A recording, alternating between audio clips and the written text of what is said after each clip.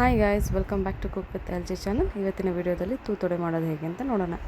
ಒಂದು ಪಾತ್ರೆಯಲ್ಲಿ ಕುಯ್ದುಕೊಂಡಿರೋ ಅಂಥ ಕೊಬ್ಬರಿ, ಹಸಿಮೆಣಸಿನ್ಕಾಯಿ, ತುರಿಬಿರೋಂಥ ಶುಂಠಿ, ಒಂದು 4-5 ಮೆಣಸು ಕಾಳನ್ನು ಕ್ರಷ್ ಮಾಡಿ ಹಾಕ್ಕೊತಾಯಿದ್ದೀನಿ.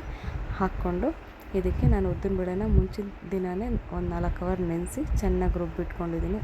ಅದನ್ನ ಓವರ್ನೈಟ್ ಫ್ರ್ಯಾಗ್ಮೆಂಟ್ ಆಗೋಗ್ಬಿಟ್ಟಿದ್ದೀನಿ. ಅದಕ್ಕೆ ನಾನು ರುಬ್ಬುವಾಗಲೇ ಉಪ್ಪು ಹಾಕ್ಕೊಂಡಿದ್ದೀನಿ. ನೀವು ಈ ಸ್ಟೇಜಲ್ಲಿ ಬೇಕಾದ್ರೂ ಉಪ್ಪು ಹಾಕ್ಕೋಬೋದು.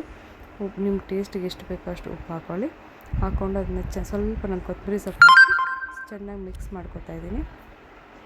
ಇದುವರೆಗೂ ನೀವು ನನ್ನ ಚಾನಲ್ನ ಸಬ್ಸ್ಕ್ರೈಬ್ ಮಾಡಿಲ್ಲ, ಫಸ್ಟ್ ಟೈಮ್ ನೋಡ್ತಾ ಇದ್ದೀರಾ ಅನ್ನೋರಾದರೆ ದಯವಿಟ್ಟು ನನ್ನ ಚಾನಲ್ನ ಸಬ್ಸ್ಕ್ರೈಬ್ ಮಾಡ್ಕೊಳ್ಳಿ. ಹಾಗೆ ಪಕ್ಕದಲ್ಲೇ ಬರುವಂಥ ಬೆಲ್ ಐಕಾನ್ನ ಪ್ರೆಸ್ ಮಾಡಿ. ಆಗ ನಾನು ಮಾಡೋಂಥ ಪ್ರತಿ ವಿಡಿಯೋದು ನೋಟಿಫಿಕೇಷನ್ ಆದಷ್ಟು ಬೇಗ ನಿಮಗೆ ಬರುತ್ತೆ.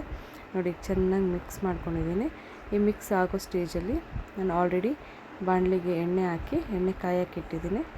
ಎಣ್ಣೆ ಕಾಯ್ತಾ ಇದೆ. ಸೊ ಎಣ್ಣೆ ಕಾದಿದೆ ಅಂದ್ಕೊತಾ ಇದ್ದೀನಿ. ನೋಡಿ, ನಾನು ಆಲ್ರೆಡಿ ಇಟ್ಟಿದ್ದೀನಿ. ಅದು ಮಿಕ್ಸ್ ಆಗೋಷ್ಟರಲ್ಲಿ ಎಣ್ಣೆ ಕಾಯುತ್ತೆ.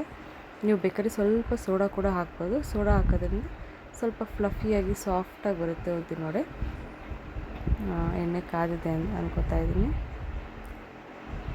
ಎಣ್ಣೆ ಕಾದಿದೆ, ಈಗ ಬಿಡ್ತಾಯಿದ್ದೀನಿ. ಇದುವರೆಗೂ ನೀವು ನನ್ನ ಕಡೆಯಿಂದ ಯಾವ್ದಾದ್ರು ಹೊಸ ರೆಸಿಪೀಸ್ ಬೇಕು, ನಾನು ಮಾಡಬೇಕು ಅನ್ನೋದಾದರೆ ಕಮೆಂಟ್ ಬಾಕ್ಸ್ನಲ್ಲಿ ಕಮೆಂಟ್ ಮಾಡಿ. ಹಾಗೆ ನನ್ನ ಚಾನಲ್ನ ಲೈಕ್ ಮಾಡಿ, ಶೇರ್ ಮಾಡಿ, ಕಮೆಂಟ್ ಮಾಡ್ತಾಯಿರಿ.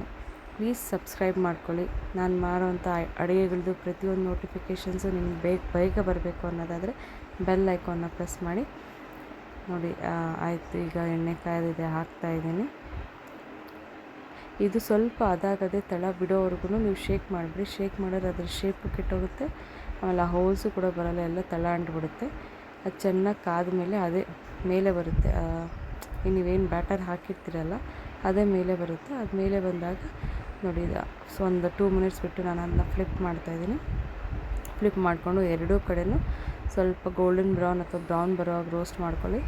ಇದಕ್ಕೆ ಕಾಂಬಿನೇಷನ್ ಅಂದರೆ ಚಟ್ನಿ ಜೊತೆ ನೀವು ಫುಲ್ಲು ಕಾಯಿ ಚಟ್ನಿ, ಆ ಥರ ಕಾಯಿ ಚಟ್ನಿ ಜೊತೆ ಕಾಂಬಿನೇಷನ್ ಮಾಡ್ಕೊಂಡು ತಿನ್ಬೋದು. ಇಲ್ಲ ಇಡ್ಲಿ ಜೊತೆ, ದೋಸೆಗೆ ಈ ಥರ ಮಾಡ್ಕೊಂಡು ತಿನ್ನಿ, ತುಂಬ ಚೆನ್ನಾಗಿ ಬರುತ್ತೆ. ನನ್ನ ಕಡೆಯಿಂದ ಬೇಕಾಗಿರೋ ಯಾವುದಾದ್ರೂ ರೆಸಿಪೀಸ್ ನಿಮ್ಮ ಮೈಂಡಲ್ಲಿದ್ದರೆ ನನ್ನ ಕಮೆಂಟ್ ಬಾಕ್ಸಲ್ಲಿ ಕಮೆಂಟ್ ಮಾಡಿ. ದಯವಿಟ್ಟು ಕಮೆಂಟ್ ಮಾಡಿ. ಅದರಿಂದ ನೀವೇನು ಎಕ್ಸ್ಪೆಕ್ಟ್ ಮಾಡ್ತಾಯಿದ್ದೀರ ಅಂತ ನನಗೆ ಗೊತ್ತಾಗುತ್ತೆ. ಆ ವಿಡಿಯೋಸ್ನ ನಾನು ಆದಷ್ಟು ಮಾಡೋಕ್ಕೆ ಟ್ರೈ ಮಾಡ್ತೀನಿ. ನನ್ನ ಚಾನಲ್ನ ಸಬ್ಸ್ಕ್ರೈಬ್ ಮಾಡ್ಕೊಳ್ಳಿ.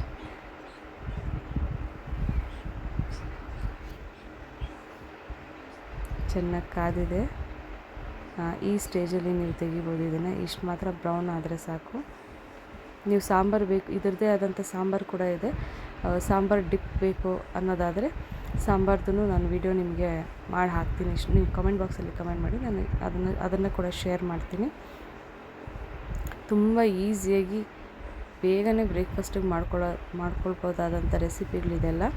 ಸಾಂಬಾರು ಕೂಡ ಅಷ್ಟೇ, ಕೇವಲ 10 ನಿಮಿಷದಲ್ಲಿ ಮಿನಿಮಮ್ ಇಂಗ್ರೀಡಿಯೆಂಟ್ಸಲ್ಲಿ ಆಗೋಗುತ್ತೆ. Thank you for watching my video.